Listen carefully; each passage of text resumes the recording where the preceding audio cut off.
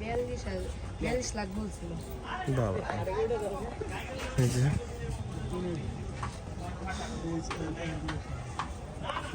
নেপালি বলদ, গরুগুলো খুবই বড় এবং সুন্দর, দেখতে পারেন সবগুলোই দেখার মতো। এখন আর কি নেপালি বলদ তো খুব তেমন একটা দেখা যায় না।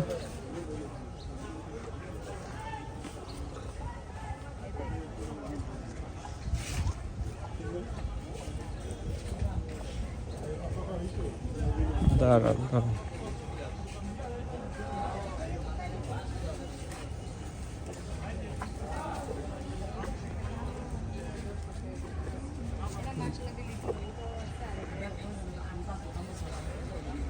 প্রতিটার প্রচুর পরিমাণে দাম চাচ্ছে শুনলাম, আকাশচুম্বী দাম। দামটা শেষে বলবো। আমরা আছি 100 ফিট নতুন বাজার গরুর হাটে।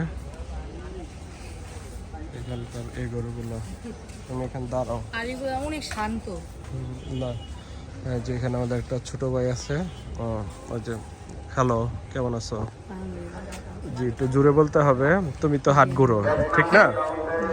হাট, আচ্ছা, এই গরুগুলার দাম কি এমন চাচ্ছে তুমি কি জানো? মানে গরুগুলা দাম অনুযায়ী ঠিক আছে, বলতে একটু কম হলে মনে হতো আর না, কি। এক একটা দাম কি রকম চায়? মনে করেন পাশে কালোর ভিতরে কিছু গরু আছে। এগুলার কথা বলো, এগুলা এক একটা কত চায় দাম? চাওয়া দাম শুনছো তুমি যেহেতু, আমি শুনছি এগুলা যে 10 লক্ষ 20-এর ভিতরে চাই।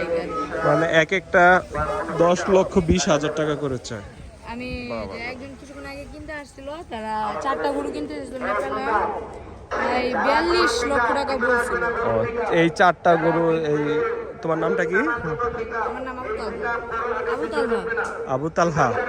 যে ছোট ভাই তালহা বলতেছে যে ও এই এরিয়াতেই ওর বাসা, ও হাট ঘুরে, ও এই গরুগুলো আজকে একজন কিনতে আসছে। 4টা নেপালি 42 লক্ষ টাকা দাম চাইছে।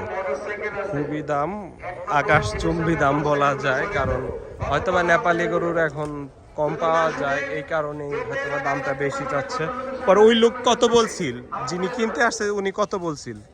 উনি দাম শুনে চলে গেছে গা, তারপর ওনারা ওই পাশে গেছে, ওই পাশে যা 4টা গরু কিনছে, যে ইয়ার ভিতরে মোলে যে 25 লক্ষ টাকার ভিতরে 4টা গরু নিয়ে ও গেছে। আচ্ছা আচ্ছা, ঠিক আছে।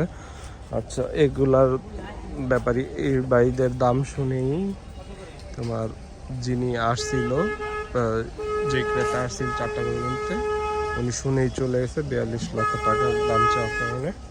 ও আর কি আমাদের এক ছোট ভাই দামটা জানালো। গরুগুলা সুন্দর, কিন্তু দাম তো আকাশচুম্বী।